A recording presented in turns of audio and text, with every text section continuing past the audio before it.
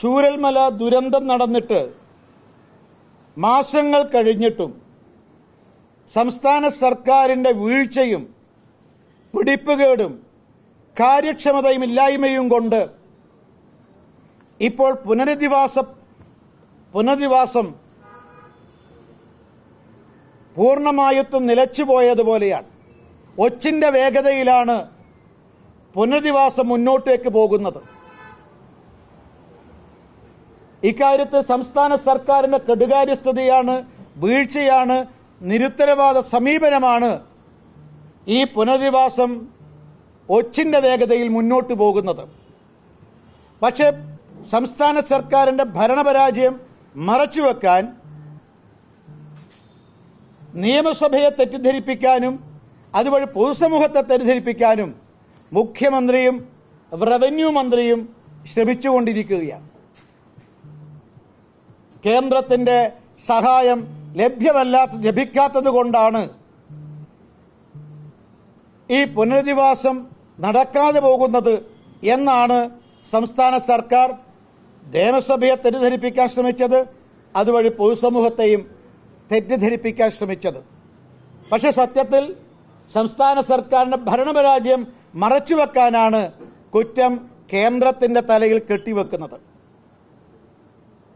സംസ്ഥാന സർക്കാരിന്റെ ഭരണപരാജയം ജനങ്ങളുടെ മുന്നിൽ അവതരിപ്പിക്കേണ്ട VD സതീശന്റെ നേതൃത്വത്തിലുള്ള UDF പ്രതിപക്ഷം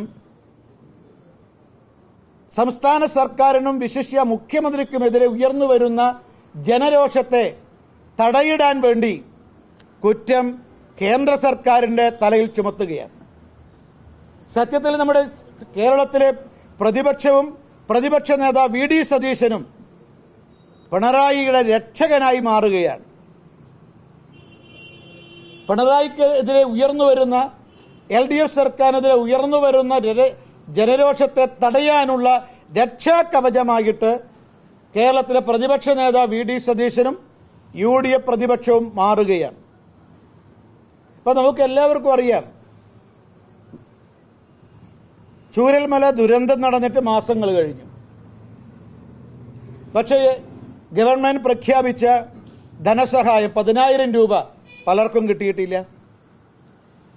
അതേപോലെ തന്നെ ദുരന്ത ബാധിതർക്ക് ദിവസവേതനം 300 രൂപ അതും ഭൂരിപക്ഷ ആൾക്കുകൾ കൊടുത്തിട്ടില്ല. ഗവൺമെന്റ് തന്നെ പ്രഖ്യാപിച്ച പ്രതിമാസ വാടകയായ 6,000 രൂപ അതും ഭൂരിപക്ഷം ആളുകൾക്ക് കിട്ടുന്നില്ല. യഥാർത്ഥത്തിൽ പ്രകൃതി ദുരന്തത്തെക്കാൾ വലിയ ദുരന്തമാണ് സംസ്ഥാന സർക്കാരിന്റെ പിടിപ്പുകേടും അലംഭാവവും നിരുത്തരവാദപരമായ സമീപനം കൊണ്ടുണ്ടാകുന്നത്. മാത്രമല്ല, എത്ര മാസമാണ് വാടക വീട്ടിൽ താമസിക്കേണ്ടത്? എപ്പോഴാണ് സ്ഥിരമായ വീട് ലഭിക്കാൻ വേണ്ടി പോകുന്നത്? എവിടെയാണ് ടൗൺഷിപ്പ് ആരംഭിക്കാൻ പോകുന്നത്? നിർമ്മിക്കാൻ പോകുന്ന വീടിന്റെ വിസ്തീർണം എത്രയാണ്? അത് ഫ്ലാറ്റാണോ വില്ലയാണോ? അതുപോലെ തന്നെ ഈ വീട് നിർമ്മിക്കാൻ പോകുന്ന സ്ഥലത്ത് വിദ്യാഭ്യാസ സൗകര്യമുണ്ടോ? ആരോഗ്യ കേന്ദ്രങ്ങളുണ്ടോ? ഇതിനെ സംബന്ധിച്ച്, അതായത് സമഗ്രമായൊരു പുനരധിവാസ പദ്ധതിയെ സംബന്ധിച്ച്, പാക്കേജിനെ സംബന്ധിച്ച് ഇപ്പോഴും സംസ്ഥാന സർക്കാർ ഇരുട്ടിത്തപ്പുകയാണ്.